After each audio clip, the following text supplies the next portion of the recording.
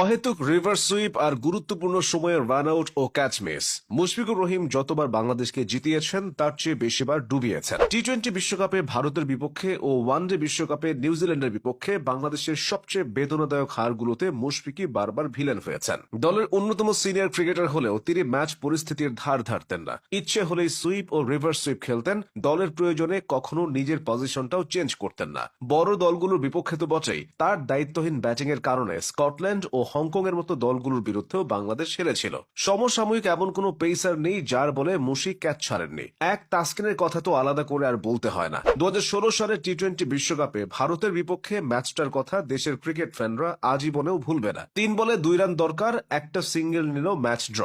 অমনি গুরুত্বপূর্ণ মুহূর্তে ব্যাটিং এ স্ট্রাইকে মুশি, নন স্ট্রাইকে মাহমুদুল্লাহ। সিঙ্গেল না নিয়ে মুশি গেলেন বাউন্ডারি হাঁকাতে। সফল তো হলেনই না, উল্টো ধাওয়ানের হাতে ক্যাচ দিয়ে ম্যাচের মোমেন্টামটাই নষ্ট করলেন। এরপর রিয়াদও পারেননি 1 রানের সেই সমীকরণ মেলাতে। বাংলাদেশের কোটি কোটি দর্শক সে আক্ষেপকে নিয়ে এখনো খেলা দেখে। মুশফিকের এবারের ভুলটাও কোনো অংশে প্রথমটা থেকে কম না। 2019 সালের 5ই জুন, সেদিন একদিকে বিশ্বকাপে বাংলাদেশ নিউজিল্যান্ড ম্যাচ, অন্যদিকে পালিত হচ্ছিল ঈদ উল ফিতর। কিউইদের বিপক্ষে 244 রানের স্বল্প পুঁজিতেও টাইগাররা ম্যাচটা জমিয়ে ফেলে। নিউজিল্যান্ড 55 রানে 2 উইকেট হারানোর পর 61 রানের মাথায় টেইলর উইলিয়ামসনের ভুল বোঝাবুঝিতে নিশ্চিত রান আউটের মুখে পড়েন উইলিয়ামসন। কিন্তু দ্রুত মুশি সেই সুযোগটা নষ্ট করেন। বল হাতে জমানোর আগে গ্লাভস দিয়ে উইকেট ভেঙে দেন। পরে উইলিয়ামসন টেইলর জুটি কিউইদের জয়ের পথ তৈরি করে। অনেকের ঈদ আনন্দ সেদিন মাটি হয়। 2014 সালের এশিয়া কাপে পাকিস্তানের বিপক্ষে 326 রান নিয়েও হারতে হয়েছিল বাংলাদেশকে। রান চেজ করতে নেমে সেদিন শহীদ আফ্রিদি অগ্নিমূর্তি ধারণ করেন। তবে পাকিস্তানের রান যখন 46 ওভার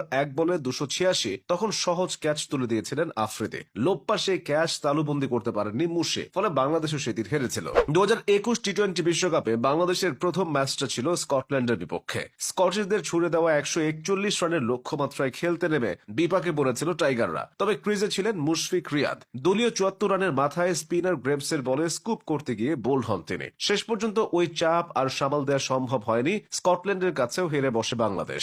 2018 সালে বাংলাদেশ ও আফগানিস্তান ভারতের মাটিতে 3 ম্যাচের একটি টি-20 সিরিজ খেলে। ওই সিরিজের সবগুলো ম্যাচই লড়াই করেও হেরেছিল সাকিবের দল। অন্যরা ব্যর্থ হলেও মুশির বিষয়টা ছিল ভিন্ন। প্রতিটি ম্যাচে তিনি সেট হয়ে উইকেট দিয়ে এসেছিলেন। শেষ ম্যাচে সুযোগ থাকলেও দলকে জেতাতে পারেননি। 2014 টি-20 বিশ্বকাপে হংকং এর বিপক্ষে হারটা আজীবনই বাংলাদেশের জন্য লজ্জার। সেই হারের পেছনেও মুশির দায়িত্বহীন ব্যাটিং ভূমিকা রেখেছিল। প্রথমে ব্যাট করতে নামা বাংলাদেশের রান ছিল 4 উইকেটে 89। সেখান থেকে মুশি আউট হলে তাসের ঘরের মতো ভেঙে পড়ে পুরো batting line up. Bangladesh all out হয় মাত্র 108 রানে। 2023 বিশ্বকাপে নেদারল্যান্ডসের কাছে হেরে আরেকবার লজ্জায় ডুবে গোটা বাংলাদেশ। সে ম্যাচেও মুশি